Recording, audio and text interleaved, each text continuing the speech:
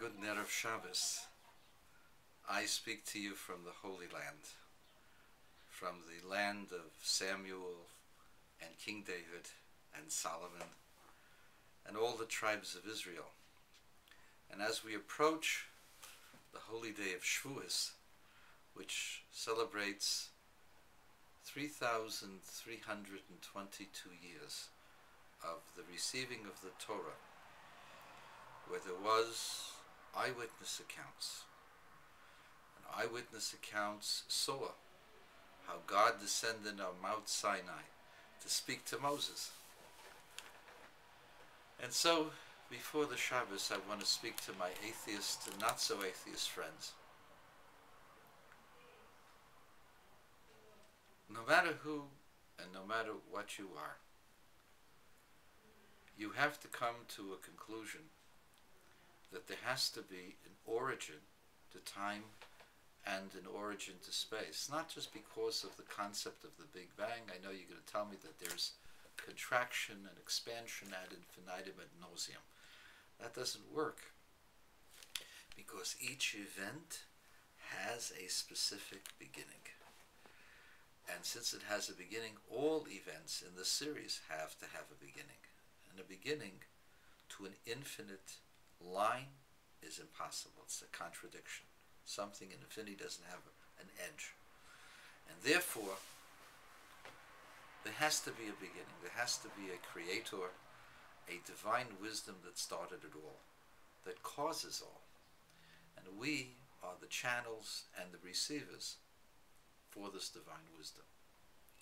And so, those of you accuse me of being a worshiper of God of the gaps, there are no gaps.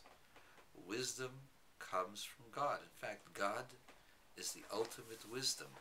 God is the creator of all systems. God is the one who designed the cell, who put all of the protoplasm and the elements of the protoplasm in their simplicity together and created the incredible complexity of the DNA. God is the one who created the atom, created atomic particles and subatomic particles, and created all that exists out there that we are aware of and that we're not aware of. For God is the supreme wisdom that creates all things. And we who are able to discover, those of you who have the good fortune to discover new ideas, you are the channels of God to reveal God's wisdom and to bring goodness upon the world. And that is the focus of what I wish to talk about. There are people out there who believe that their moral superiority gives them the license to harm other people. And that is the opposite. Hepach is a Jewish Hebrew term. It's the opposite of what God is all about. God is about kindness and love. God is about sharing God's wisdom and God's benefits. God is about enthusiasm. God is about life, not about death, not about pain, certainly not about inflicting pain upon other people. So you ask, well, how come there is death?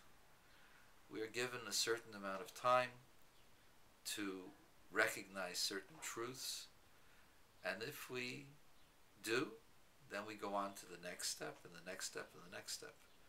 Life does not end with the physical death. That is my belief. We are all imbued with a godly soul, a soul from God, which is the wisdom that we can attain. And it is our job to attain as much wisdom as we can in our lifetime, and impart all the blessings that we can toward the entire world. And I want to address my Muslim friends, especially the Wrath of Khan. I applaud your efforts for championing the issue of the freedom of speech, the freedom of conscience. In order to do what you need to do, you can't just criticize Islam, for Islam has many lessons, many of which are very valuable. And therefore what is needed is not an attack upon Islam, but upon the interpretation of Islam. And you, my friend, Wrath of Khan, do it. Change the world with your wisdom, with your oratory, with your intelligence.